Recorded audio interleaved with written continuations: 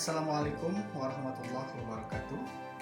Perkenalkan, nama saya Omar Muhammad dari kelas A1 RPA Banten, mahasiswa Universitas Islam Nusantara Bandung. Pada kesempatan kali ini, saya akan berbagi mengenai sejarah keturunan yang ada di dunia dan sejarah keturunan yang ada di Indonesia. Mari kita simak penjelasannya. Sejarah ketunarungan tidak terlepas dari nama-nama tokoh yang berperan penting dalam memberikan metode-metode pengajaran perilaku. Pertama adalah Pedro Ponce de Leon, yaitu pada abad ke-16. Pada tahun 1510 sampai dengan 1584, Pedro mengajarkan metode, yaitu metode Spanyol. Beliau beranggapan bahwa anak tunarungu bisa membaca dan menulis jika diajar. John Nicholas Conrad Eman mengembangkan kemampuan bahasa anak yang mengalami gangguan pendengaran dengan menggunakan metode oral. Pandangannya lebih jauh ke depan, juga mengajar melalui membaca dan tulisan. Kiprah dari Johann Conrad Eman atau Eman, yaitu pada abad ke-17, berkisar tahun 1669 sampai dengan 1724. Eman mengembangkan kemampuan berbahasa anak mengalami gangguan pendengaran dengan menggunakan metode oral. Pandangannya lebih modern daripada Leon. Beliau juga mengajarkan melalui membaca ujaran atau speech reading. Orang yang paling terkenal mengembangkan metode oral yaitu adalah Samuel Heinrich.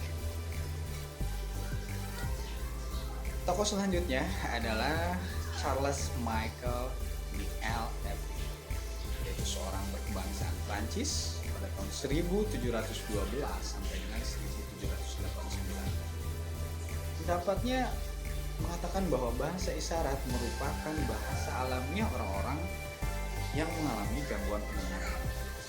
Walaupun dia memahami bahwa bahasa lisan merupakan bahasa yang paling sempurna.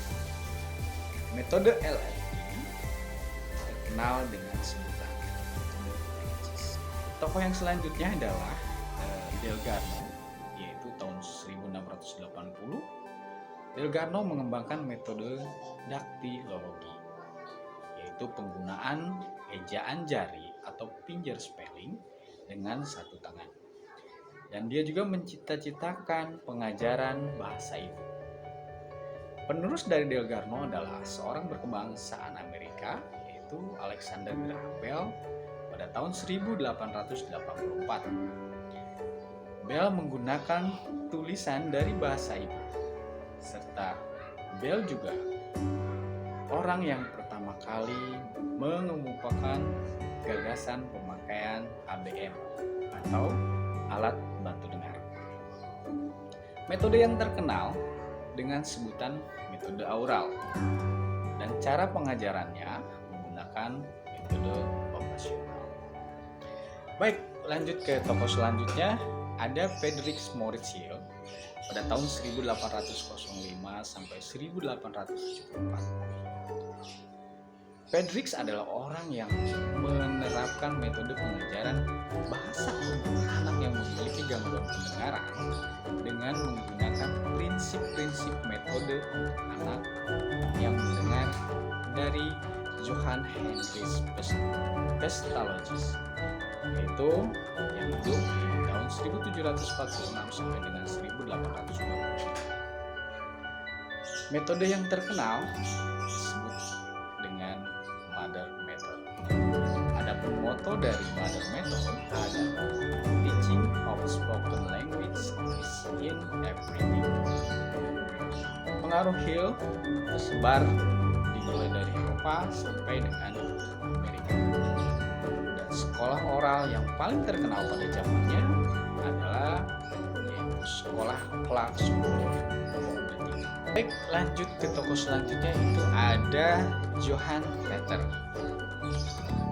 tokoh pendidik anak dengan gangguan pendengaran ini sangat idealis.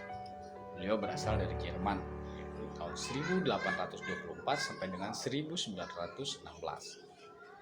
Peter memiliki cita-cita yang sangat ideal, yaitu berharap bahwa agar anak dengan gangguan pendengaran dapat berbahasa verbal.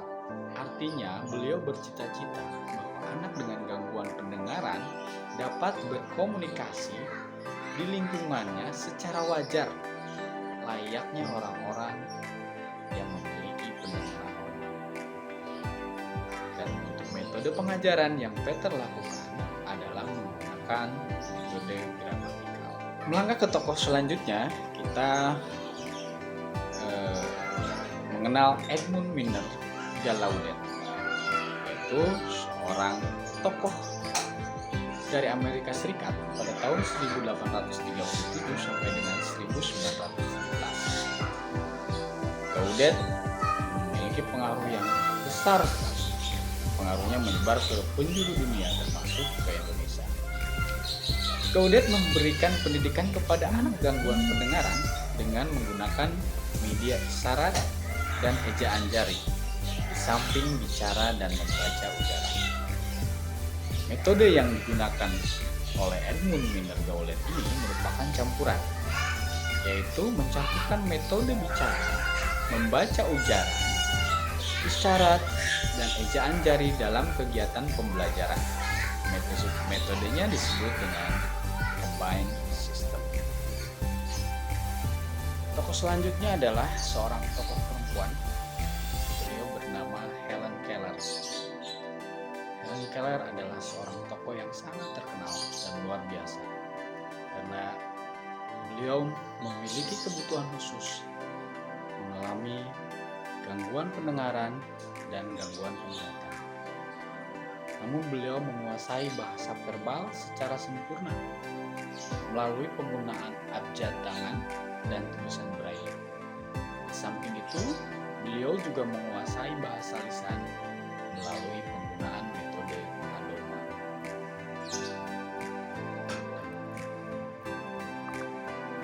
Tokoh selanjutnya adalah seorang dokter bernama Dr. Ewing. Beliau merupakan salah satu tokoh dari Inggris pada tahun 1947. Beliau pula lah yang mempelopori penanganan dini bagi penyandang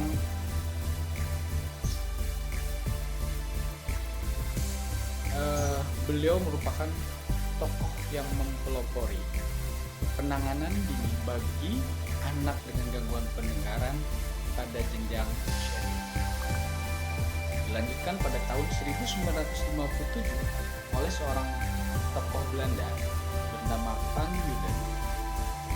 Van Uden memperkenalkan metode maternal efektif dalam mengembangkan bahasa untuk anak dengan gangguan pendengaran atau dengan menggunakan model penguasaan bahasa ibu. Uden memberikan pengalaman-pengalaman pembelajaran bahasanya kepada anak yang mengalami gangguan pendengaran dengan melakukan percakapan yang biasa dilakukan oleh seorang ibu terhadap anaknya yang belum bisa berbahasa. Demikian sejarah ketunarunguan di dunia. Selanjutnya saya akan menyampaikan sedikit sejarah perkembangan ketunarunguan yang ada di Indonesia. Baik, selanjutnya kita akan membahas perkembangan ketunarunguan yang ada di Indonesia.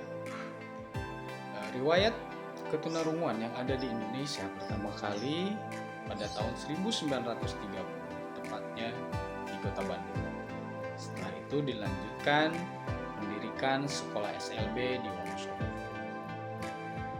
Selanjutnya, terdapat sekolah pembina tingkat nasional, dan di Subang terdapat pembina luar biasa B tingkat provinsi.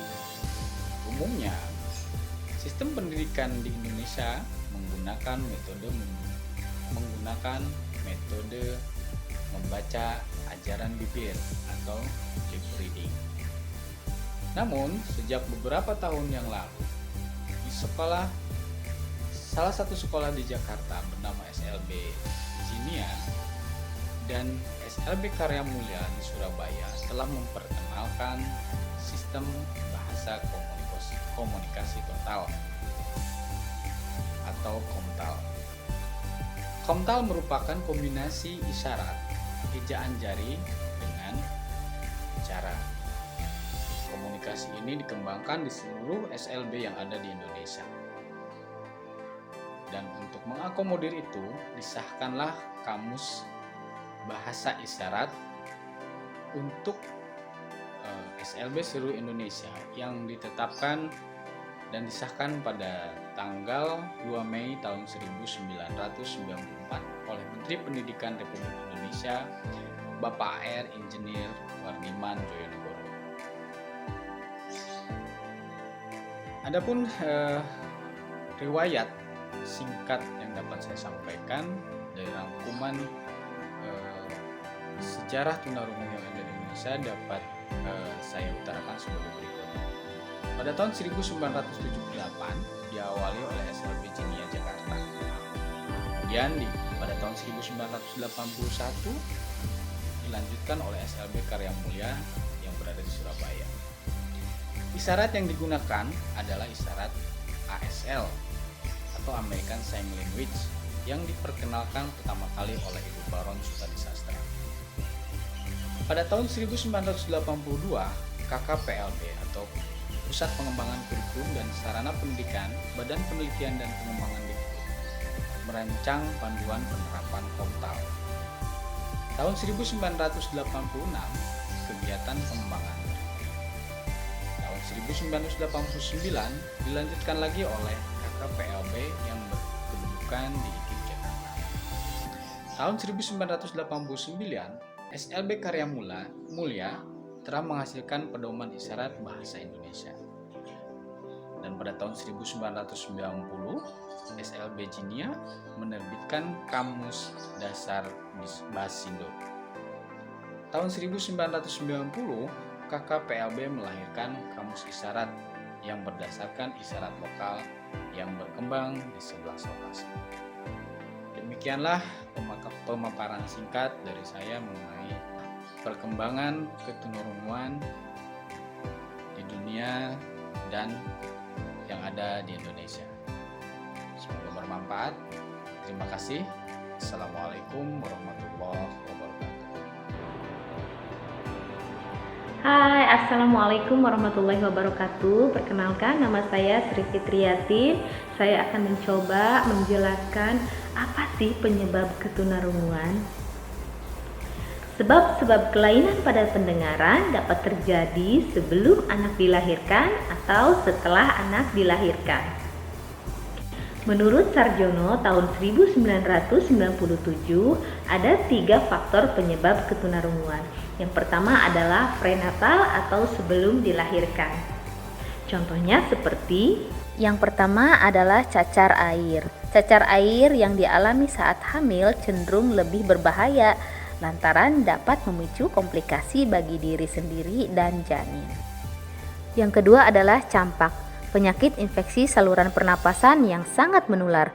Jika ibu hamil terkena infeksi campak pada trimester pertama kehamilan, risiko mengalami keguguran atau persalinan prematur akan meningkat. Tak hanya itu, campak yang menyerang di masa awal kehamilan juga dapat menyebabkan bayi lahir dengan cacat bawaan yang berat. Yang ketiga, keracunan darah atau spesies.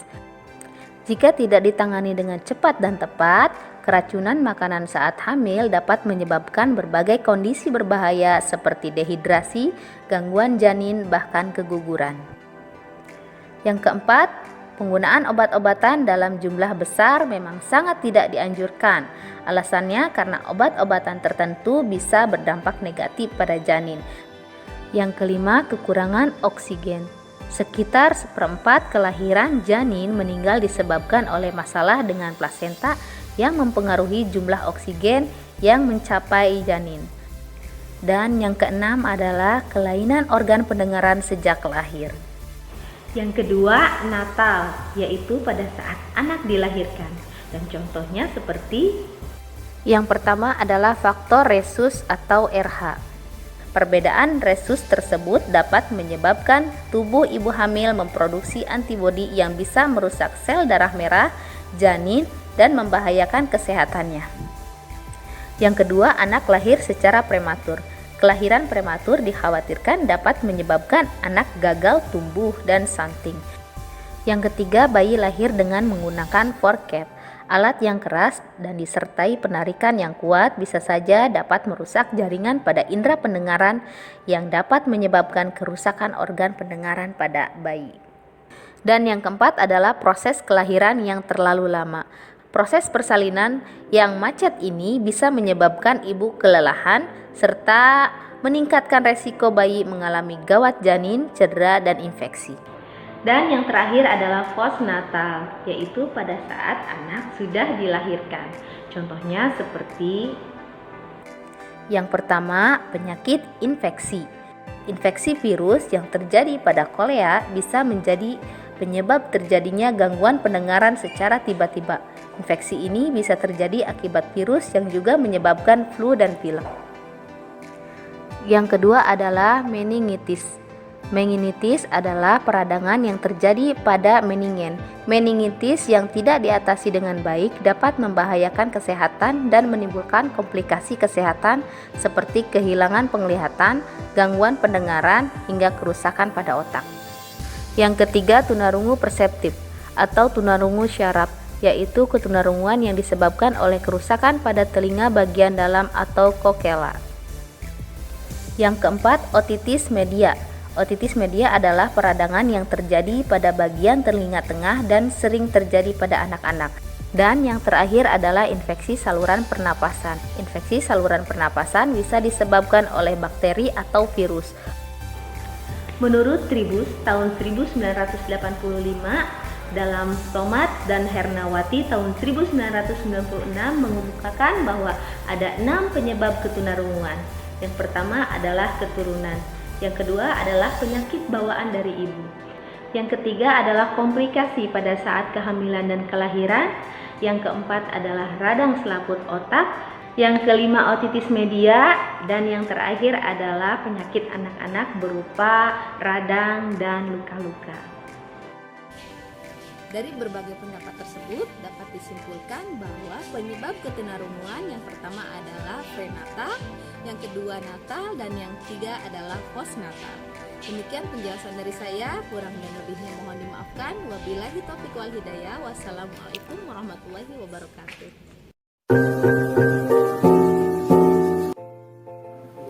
Assalamualaikum warahmatullahi wabarakatuh. Nama saya Juliatul Azizah, NIM 4103222111149 dari kelas A1 RPL Banten.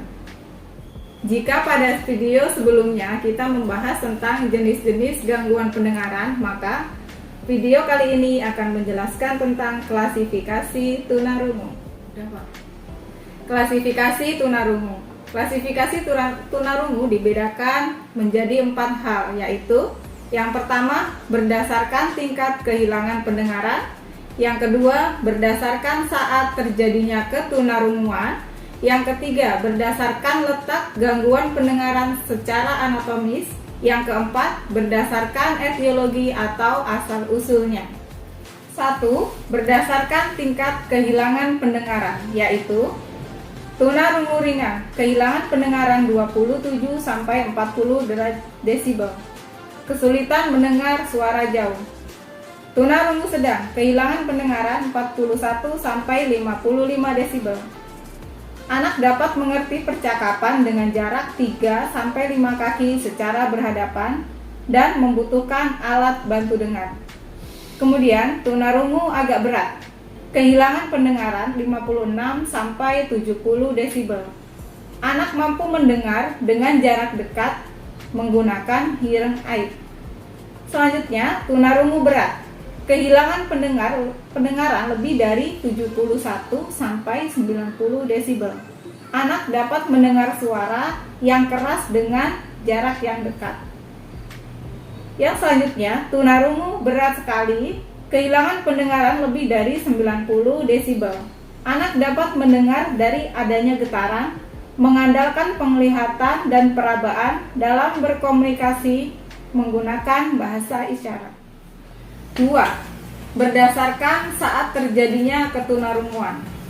Yang pertama, prabahasa. Anak kehilangan pendengaran yang terjadi sebelum kemampuan bicara dan bahasanya berkembang. Yang kedua, pasca bahasa.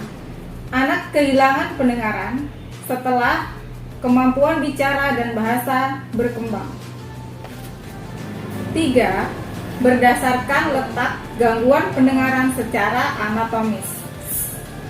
Dalam hal ini ada 3. Yang pertama, tipe konduktif. Kehilangan pendengaran yang disebabkan karena terjadinya kerusakan pada alat pendengaran sebagai penghantar getaran suara menuju telinga bagian dalam. Yang kedua, tipe sensori neural, yaitu kehilangan pendengaran yang disebabkan karena adanya kerusakan pada syaraf pendengaran. Yang ketiga, tipe campuran, yaitu kerusakan yang terjadi pada telinga luar atau tengah dengan telinga dalam syaraf pendengaran. 4. Berdasarkan etiologi atau asal-usulnya. Dalam hal ini ada 2, yaitu yang pertama, tunarungu endogen, yaitu tunarungu yang disebabkan oleh faktor keturunan, bisa dari ayah, dari ibu, dari kakek, dari nenek, atau keluarga lainnya. Yang kedua, tunarungu eksogen, yaitu tunarungu yang disebabkan oleh faktor non-genetik, bukan keturunan, misalnya karena kecelakaan dan lain sebagainya. Jadi, klasifikasi tunarungu terbagi menjadi 4 macam, yaitu 1. Berdasarkan tingkat kehilangan pendengaran, ringan, sedang, berat, atau berat sekali. Yang kedua, berdasarkan saat terjadinya ketunarunguan. Yang ketiga, berdasarkan letak gangguan pendengaran secara anatomis. Bisa terjadi dengan telinga bagian luar atau tengah, atau terjadi karena adanya kerusakan pada syaraf pendengaran. Nah, yang keempat, yang terakhir, berdasarkan etiologi atau asal-usulnya, yaitu yang pertama dari keturunan, yang kedua non-keturunan. Misalnya, akibat terjadi kecelakaan dan lain sebagainya. Nah, sekarang sudah tahu kan tentang klasifikasi tunarungu. Jangan lupa untuk menyaksikan materi selanjutnya dari rekan saya. Terima kasih. Wassalamualaikum warahmatullahi wabarakatuh. Assalamualaikum warahmatullahi wabarakatuh. Nama saya Lina Yumiani dari kelas A1 RPL Banten. Pada kesempatan kali ini saya akan menerangkan tentang dampak ketunarunguan. Ketunarunguan yang dialami oleh seseorang akan menimbulkan dampak dalam kehidupannya. Adapun beberapa dampak yang ditimbulkan akibat ketunarunguan menurut Arthur Boothroyd antara lain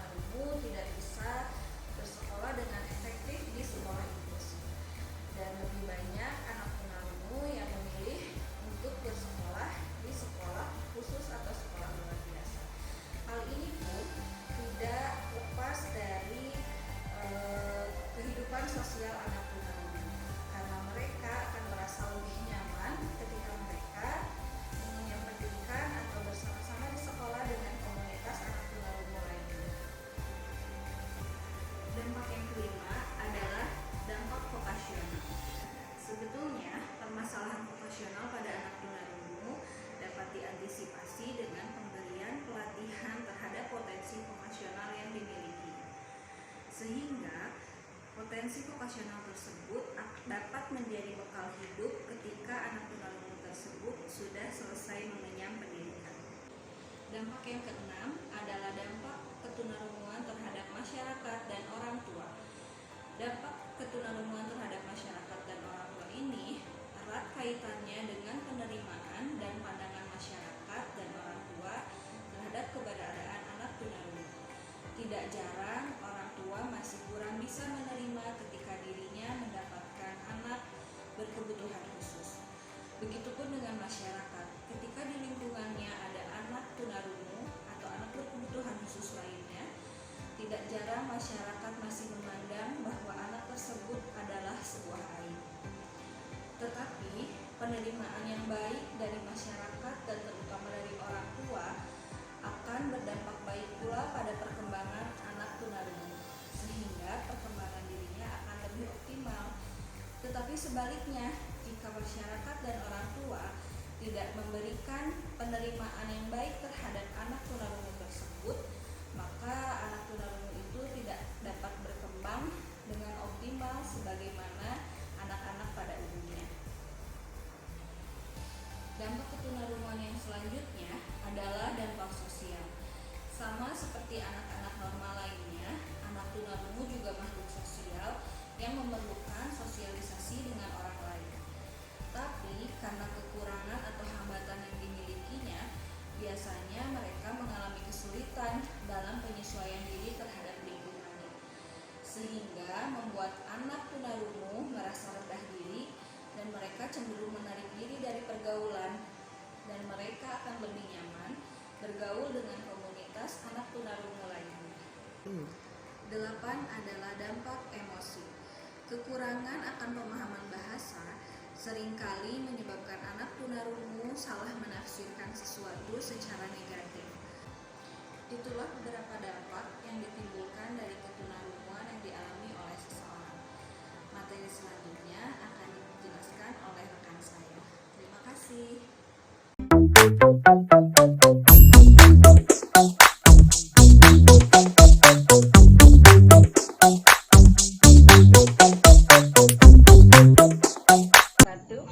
Nama saya Ibu Aswati, saya mahasiswi Universitas Islam Nusantara, saya kelas RPL Banten. Di sini saya akan mengulas tentang cara gangguan pendengaran. Apa itu gangguan pendengaran? Gangguan pendengaran adalah di mana kondisi seseorang mengalami penurunan kemampuan mendengar. Hal ini terjadi karena mengalami gangguan atau kerusakan pada pendengaran. Kita mendengar atau bahkan tidak mendengar sama sekali, yang sering kita sebut dengan tuli, sering terjadi karena penambahan usianya. Gangguan pendengaran terjadi menjadi 3 bagian. 1. Gangguan pendengaran yang sangat konduktif. 2. Gangguan pendengaran sensorineural. 3. Gangguan pendengaran campuran. Gangguan pendengaran konduktif yaitu gangguan pendengaran yang terjadi pada telinga atau gendang telinga. Gangguan pendengaran ini disebabkan oleh 1. Alergi, 2. Terjadinya infeksi pada saluran tengah telinga yang pada saat kita mengalami sakit seperti kita mengalami pilek. 3. Gendang telinga yang robek akibat infeksi atau bagian dalam pada telinga. Kedua, gangguan pendengaran sensorineural, yaitu rusaknya struktur telinga bagian dalam atau kerusakan pada saraf pendengaran. Terjadinya pada gangguan pendengaran sensorineural akibat pada umumnya suara keras, 2. faktor genetik, dan 3. pada penuaan atau pertambahan usia. Gangguan pendengaran ketiga yaitu gangguan pendengaran campuran. Gangguan pendengaran campuran merupakan kombinasi gangguan konduktif pada telinga luar atau tengah. Kondisi ini mengidentifikasikan adanya gangguan pada bagian tengah atau luar atau tengah dan bagian telinga dalam syaraf pendengaran. Penyebabnya karena cedera pada kepala. 2. Infeksi jangka panjang. 3. Mempunyai riwayat gangguan pendengaran pada keluarga. Demikian ulasan video tentang gangguan pendengaran yang saya sampaikan. Saya ucapkan terima kasih. Apabila ada kata-kata yang salah dalam video ini, saya ucapkan terima kasih. Saya mohon maaf. Sekian dari saya. Assalamualaikum warahmatullahi wabarakatuh.